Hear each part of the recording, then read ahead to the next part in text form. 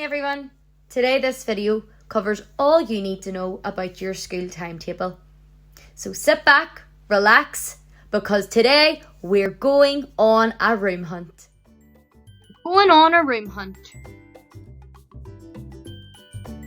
So guys, we are learning to read a timetable.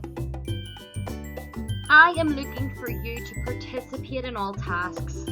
I want you to develop an understanding of the terms period and timetable. I want you to know ways of how to read and understand your timetable. And I want you to be able to know exactly what to do if you feel lost in your secondary school.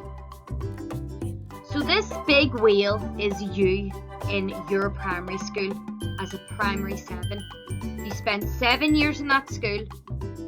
And in primary 7, you've become a young leader, a role model for all the younger children who are below you. But when you transition to secondary school, this is you, a little fish in a big ocean, or in your case, a brand new, humongous school.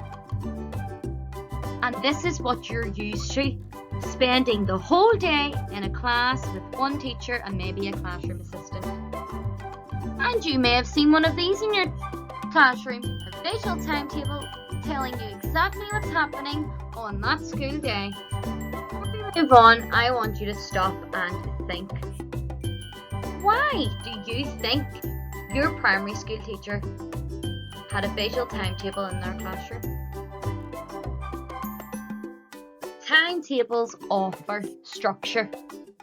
They offer a plan.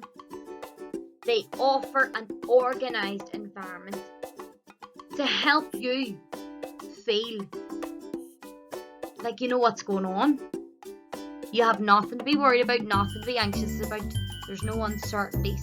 You know exactly what's happening. And it's almost like a checklist. When you get something done, tick. That is why timetables are really useful in a school, but again, in life and work. But when your day looks like this, where you are with lots of different teachers, in lots of different classrooms, with lots of different things to cover because of the subject areas, and many of these teachers will have different ways of teaching, different approaches, different things to cover, things may seem a little crazy. And it's really difficult sometimes for your teachers to give you an actual timetable of your school day because remember, you are not their only class that day. They will be teaching lots of young people who are in different year groups than you, preparing for their GCSEs and A-levels. So, secondary schools have had to be really thoughtful and creative with what they create to help you be an independent individual in your school. And this is where your secondary school will offer you a timetable. It looks quite similar to the background of this video. We are going to go through exactly how to read this timetable so that there's no reason to panic. But please remember guys, this is only an example of a timetable you may receive. The layout may be different in the timetable you get. It may be structured differently, but again, it will offer the same terminologies and the same objective of helping you to know exactly what's happening on your school day. It's complicated to read, but I'm going to show you how we interpret our timetable. Before we get started, we need to go over the term period and what it means in a secondary school. So, think of your favourite bar of chocolate and how it can be divided into chunks. This is the same as your school day. School day is divided into chunks. As you can see, using this timetable as an example, this young person's day is divided into 5 periods, 5 chunks, which means they have 5 classes in that school day. Let's look at this. Highlighted in green are the days of the week. Again, to show you what is happening on each of those days. Highlighted in blue are the periods, the chunks of the day. So as you can see, we have 5 periods, 5 classes all together when we use this timetable. In orange are our subjects. So let's read across on Monday the subjects we have. 5 subjects we have. Citizenship, science, PE, religion, then ICT. We read this timetable across the way. Now guys, in purpley pink, that is our teacher's name. Remember, this isn't your timetable, it's just an example. So, for citizenship, our teacher is S. Helmut. V. Lavender is our science teacher. H. Noonan, is our PE teacher. C. Brown is RE. And C. Burton is our ICT teacher. In yellow, this is our classroom. The place the subject will take place. Teaching will take place. So, again, reading across, starting at period 1 on Monday. Citizenship is in B2. Science is in S1. PE is C1. RE is B1.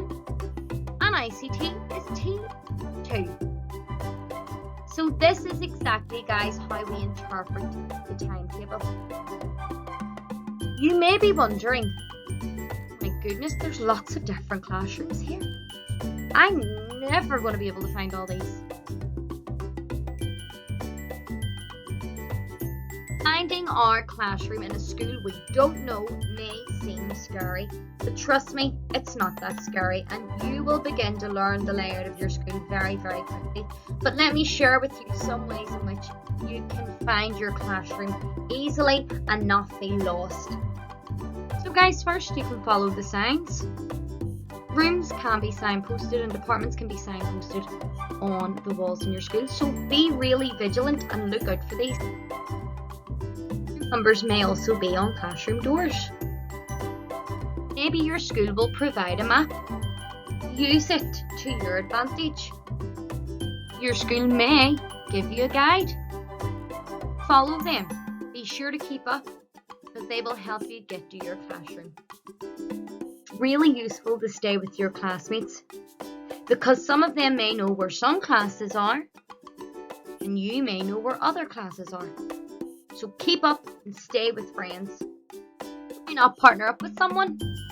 Get a school buddy and be sure to stay with them when you're finding your classrooms. Guys, top tip, never be afraid to ask for help. If you feel lost and you're confused and don't know where to go, a school will never be empty. Ask around and ask for help. People will help you because they know how it feels to be a first year in a big school. So guys, now it's time for a little quiz. We're going to take everything we've learned today and apply it to some questions using a timetable to help us. Which class have I got on Friday, period 1? Music or art? Question 2. What classroom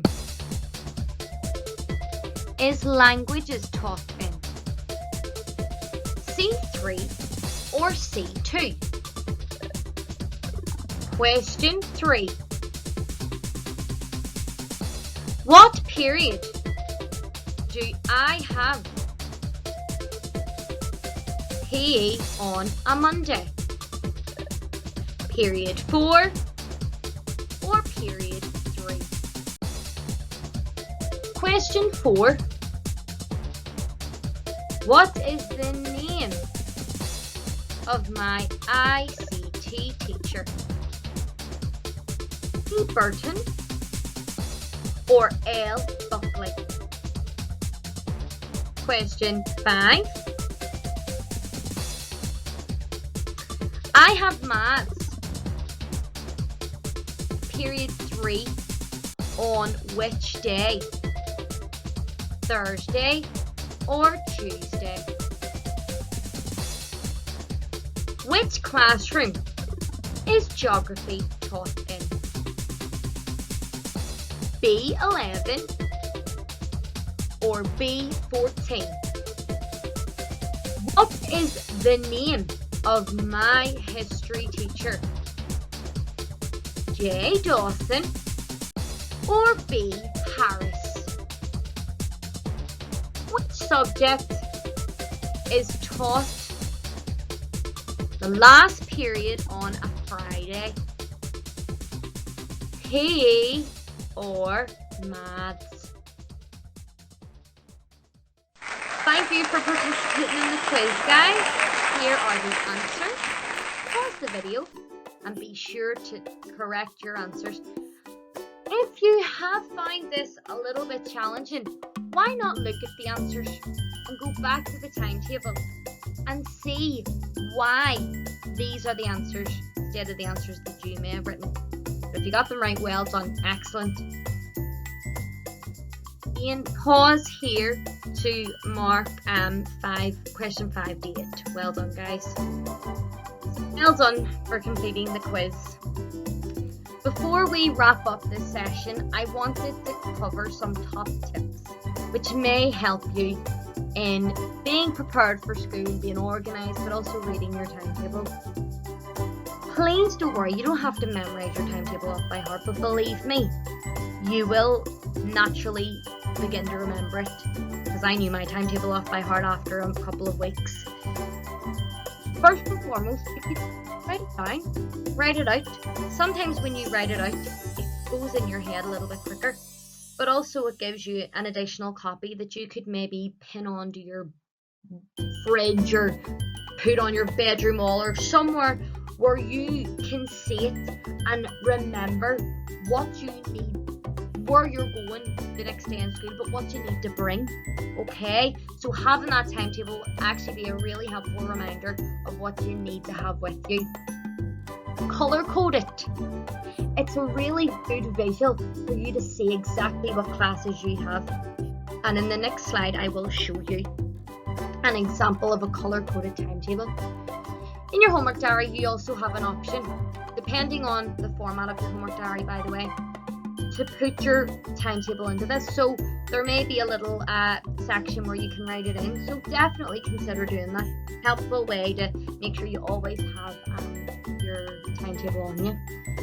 And when you know which classes you have, when you have your timetable organised in a way that works for you, think about how you're going to organise your resources. Think about how you're going to organise your folders and your books. You know, would you maybe put your literacy books into one folder and numeracy books into another folder, or your drama booklets into a different folder?